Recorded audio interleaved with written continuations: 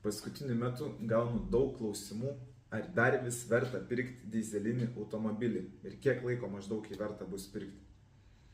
Sunku tiksliai pasakyti, kiek dar laiko bus verta pirkti, bet aš asmeniškai savo ir savo aplinkiniams ir klientams tikrai rekomenduosiu pirkti, nes čia yra pats pigiausias automobilio eksploatacijos būdas dabar Lietuvoje, nebent benzinas dujos.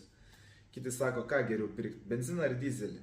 Dabar čia ant to dizelio visi pyksta, daug kas nori benzino. Bet vis tiek aš sakau dizelį, nes tie automobiliai yra ženkliai ilgaamžiškesni ir jų remontas iš esmės pigesnis, jeigu būna ten rimtas variklio, koks nors kapitalinis.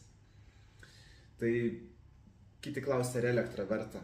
Manau, tikrai neverta, nes nėra infrastruktūros, kur galėtų patogiai pasikrauti tą elektromobilį.